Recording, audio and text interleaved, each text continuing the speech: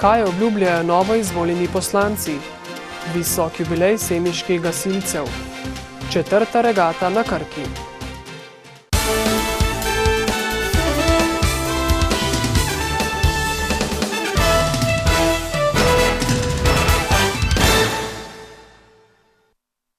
Dober dan. V Sloveniji po predčasnih volitvah sledita sestavljanje koalicije in oblikovanje 4. vlade po letu 2008. Pri tem bodo sodelovali tudi nekateri poslanci iz jugovzhodne Slovenije, ki so jih volivci izbrali v 6. volilni enoti. Koliko bodo dejansko lahko prispevali za svojo regijo, bo pokazal čas. Vsi pa obljubljajo trdo delo. Vršilka dolžnosti direktorica novomeške občinske uprave Urška Ban bo zastopala tako interese Dolenjske kot Bele krajine, ki je ostala brez poslanca. Ključna področja bodo vodovod, pa druga komunalna infrastruktura, športna infrastruktura. Vse to so točke, kjer se bom potrudila, da bo tudi na območje Dolenjske, 3. razvojna os, naprimer. Pravnik Igor Zorčič iz Brežic izpostavlja gospodarski razvoj. Mislim, da je to najbolj problematično, še posebej v brežiški občini, ki se je sicer res infrastrukturno razvila v zadnjih nekaj letih, gospodarsko pa je, bom rekel, stagnirala, če ne celo nazadovala. Kot pravi, je v Brežicah ogromno ljudi zaposlenih v državni in občinski upravi, v gospodarstvu pa sorazmerno malo. Bodoča poslanka SDS Anja Bah-Žibert pravi, da je že pred volitvami obiskala posamezne krajevne skupnosti v novomeški občini, to tradicijo pa bo nadaljevala. Jaz mislim, da pitna voda je nekaj normalnega in to ne more biti privilegij za posameznike. Je kar veliko še nerešenih zadev, kar se tiče raznih pogojev za normalno delovanje šolskih in obšolskih dejavnosti. Zvonko Lah se bo v 3. mandatu zavzemal za enake stvari kot doslej. Kmetijstvo, okolje, podeželje, lokalna samouprava proti dodatnimi davki na podeželju, kot je davek na nepremičnine, potem katastrski dohodek povečan in tako naprej. Za Sevničane in njihove interese pa se bo v državnem zboru in z delovanjem na terenu dejavno zavzemal še en kandidat SDS, Tomaž Lisec. Nadaljujemo na Blanci, kjer so ob krajevnem prazniku proslavili izboljšave na cestni infrastrukturi in pripravili tradicionalno gasilsko tekmovanje. Na Čanju pa so se razveselili dobrih 300 metrov asfaltirane javne poti proti Komorivcu.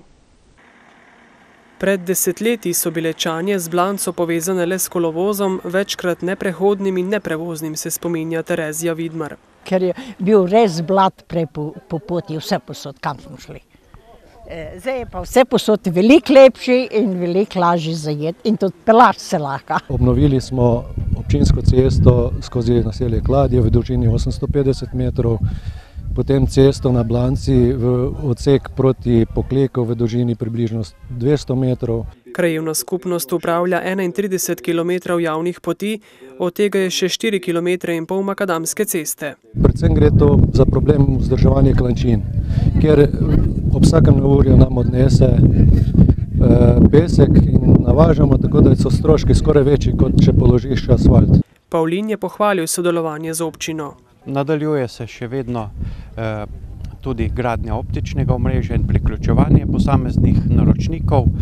Največji projekt v izvedbi pa je čistilna naprava na Dolnjem Brezovem. To je skupen projekt podjetja Infra in občine Sevnica, ki ga zaključujemo in je ta trenutek v poskusnem obratovanju. Zaradi čistilne naprave vredne dobrih 600 000 evrov je tovarna Inplet dobila okoljevarstveno soglasje, kar je za njih poslovno zelo pomembno. Kmalu pa se bodo nanjo lahko priključila prva gospodinjstva. Pomembna pridobitev ob letošnjem krajevnem prazniku je tudi nakup kozolca pri šoli za potrebe izobraževanja. V naslednjem letu pa zagotovo je potrebno zamenjati streho in urediti kozolec kot učilnico na prostem. Prostor bo gotovo dobro izkoriščen, saj pri šoli delujeta tudi 2 oddelka vrtca. V Žužemberški občini pa so odprli visokotlačni kanalizacijski vod od dvora do Žužemberka in črpališče, ki bo omogočalo tlačen odvoz fekalij iz dvora do centralne čistilne naprave v Žužemberku. Naložba je v zaključni fazi, njena vrednost pa znaša 610 000 evrov. Od tega je 450 tisoč evropskih sredstev, ostalo pa je prispevala občina. Pomembno pa je to, kaj ti študija pokazala, da je bolj ekonomično smotrno, da se ne dela še na čistilna naprava na dvoru ali v bližini, ampak da se seveda tlačno fekalije nekako poriva v žužembersko centralno čistilno napravo. Vsaka investicija, ki je v okolje, je za nas zelo pomembna. In čestitam županom in okoliškim županom za drzne in za smele načrte za pretekle projekte in za naprej. To bo hkrati prispevalo k bolj čisti reki Krki. To je korak, s katerim bomo od sedaj naprej lahko začeli tudi druge vode priklapljati, graditi priključke in nazadnje se bo tudi dvor počasi urejal z seveda opremo kanalizacije. Kanalizacijski vod je sicer dolg 2984 metrov, po izgradnji pa je celotno infrastrukturo v upravljanje prevzela novomeška komunala. Člani prostovoljnega gasilskega društva Žuniči so konec minulega tedna praznovali 60 let uspešnega delovanja. Semiški gasilci pa so slovesno obeležili 120-letnico društva.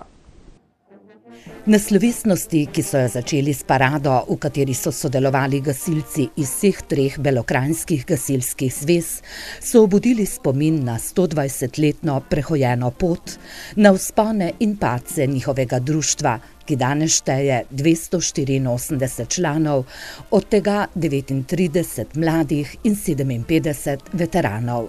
Osnova za podmladek je Društvo mladih gasilec, ki deluje na osnovni šoli Semič, tako da mi kot osrednja enota, kot tudi potem ostala gasilska društva v občini Semič, nimamo nobenih problemov s podmladkem. Društvo je tudi zelo dobro opremljeno in strokovno usposobljeno. Ob 120-letnici pa se je njihovemu voznemu parku pridružilo še novo sodobno reševalno vozilo, ki ga je blagoslovil župnik Luka Zidanšek. V letošnjem letu je društvo dobilo še koncesijo za reševanje v železniškem predoru, to je predor Semič-Prelogi, in tudi potem iz tega sledi hitro tehnično reševalno vozilo. Namenjeno posredovanju pri manjših tehničnih nesrečah v železniškem predoru in drugje. V zadnjih letih sicer v društvu niso zabeležili večjih posredovanj v požarih. Ampak moram reči, da že v letošnjem letu da smo imeli več kot 20 intervencij, tako da društvo kot osrednje društvo izvozi na vse intervencije, ki so v okviru občine. In za vse intervencije so dobro opremljeni. Lani so tudi temeljito prenovili orodjarno in garažo v njihovem gasilskem domu, zato v prihodnjih letih večjih naložb ne načrtujejo. Velik poudarek bomo dali samem izobraževanju naših članov. Na tokratni slovesnosti so za dolgoletno uspešno delo prejeli zlati znak civilne zaščite Slovenije. Slovenska gasilska zveza pa je podelila posebno priznanje za zasluge njihovemu častnemu predsedniku Rudiju Bukovcu, odsotnemu zaradi bolezni.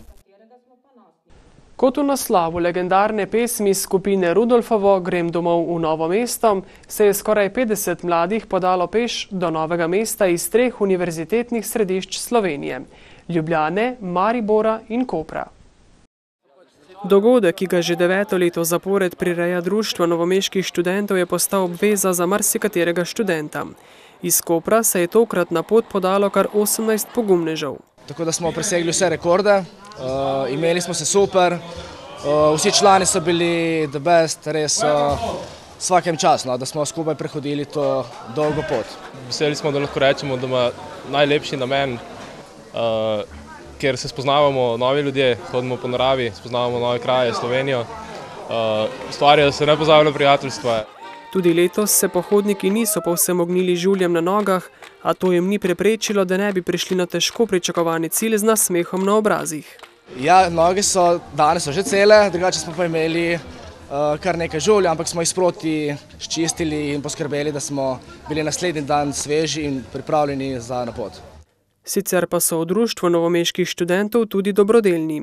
1150 evrov, ki so jih zbrali na letošnjem park teku, so namreč namenili novomeškemu vrtcu Ciciban za nakup novega igrala. V okviru programa izmenjave otrok iz pobratenih občin Ronki, Vagna in Metlika, ki je edinstven tovrstni program v Sloveniji, saj traja že 43 let, se je minuli teden v Metliki mudilo 18 otrok iz Italije in Avstrije. Skupaj s svojimi metliškimi vrstniki so spoznavali Belo krajino in se popeljali tudi na izlete po Sloveniji. Tale teden je bil res enkraten. Ustvarili smo tudi nova prijateljstva, obudili stara. Nekateri smo tudi prijatelji, ker smo že bili pred 2 leti v Italiji in tako se vse začelo. Da je bilo zelo lepo in veselo, sta nam zatrdili tudi Silvi in Lisa iz avstrijske Vagne. Schön, lustig, super. Ja, je bilo zelo zabavno, smo se zelo zabavili vsi skupaj. Smo tudi spoznali veliko ljudi, novih. Otroci se med seboj spoznavajo, glede načina življenja, glede svojega jezika, ki ga skupno uporabljajo, kakor smo že videli, da je angleščina, ki povezuje vse 3 države. To drži, vendar so se otroci iz Avstrije in Italije naučili tudi nekaj slovenskih besed. Dobro jutro, jaz sem Roberto in nosim sonček verzet. Po tednu dni druženja, otroci so bivali pri družinah njihovih metliških vrstnikov, je bilo slovo težko. Tudi solze so tekle. Ampak to ne pomeni konec, da še več nikoli ne bomo videli. Stike bomo ohranjali, seveda imamo medmrežje. Da se ta prijateljstva resnično ohranijo, pričajo dosedanje izkušnje. Zelo me veseli, ko poslušam starše, pa tudi že babice in dedki so med njimi, ki se spominjajo, kako so sprejeli prve otroke iz teh občin.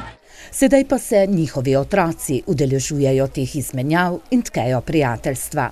Tako da se mi zdi, da je to več vredno kot kakršnakoli ambasada.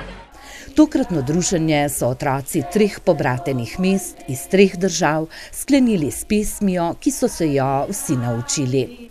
Mi se imamo radi, radi, radi, radi. Pod geslom, da so zmagovalci prav vsi, ki sodelujejo, je v straški občini potekala že 4. regata na Krki, ki iz leta v leto privabi več ljudi, da se z raftom spustijo po dolenjski lepotici. Kdor se enkrat udeleži straške regate, se menda vedno vrne. Zato je ekip in tekmovalcev iz leta v leto več. Dejansko namen te regate je, oziroma tega spusta je, da se dejansko že prva stvar, da se vas med sabo združi, se pravi vsaka vas rabi svojo ekipo, se pravi, da se vas združi in potem, da se celotna občina združi na tem spustu. Vedno je bil namen, da se občani občine Straža in njihovi prijatelji združijo v enem popoldnevu in da se dobijo na nekem družabnem dogodku, to je, da se dobijo na regati na Krki. Namen straške regate je tudi, da ljudje uživajo v prijetnih dogodkih ob Krki. Moram reči, prvo leto je malo za hec, malo za res, medtem naslednje leto pa je že zadeva prerasla v pravno tekmovanje. In dejansko so potem videli po Vrščanih, da so izbrali raje mlajše možake, fante in močnejše in so se potem možaki spremenili v selektorje. Vedno smo govorili, da smo zavezani k reki Krki, da smo zavezani k turizmu in da hočemo razvijati turizem ob reki Krki. Poleg tekmovanja vaških ekip pa so se med sabo pomerile tudi posamezne družine. V teh dneh je precej pestro v Dolenjskih Toplicah. Praznujejo namreč občinski praznik, ki ga bodo zaznamovali različni dogodki z 2 vrhuncema. Sobotna topliška noč in slavnostna seja občinskega sveta. Ta teden je v znamenju otroških delavnic, krvodajalske akcije, razstave območnega zavoda za varstvo kulturne dediščine, jutri pa bodo odkrili tudi doprsni kip zdravnika Konstantina Konvalinke. To je bil topliški zdravnik, ki je delal med obema vojnama, oziroma tudi že v prvi in deloma tudi v drugi svetovni vojni tukaj, umrl je leta 1943 in je bil prvi, pravzaprav, ki se je znanstveno začel ukvarjati z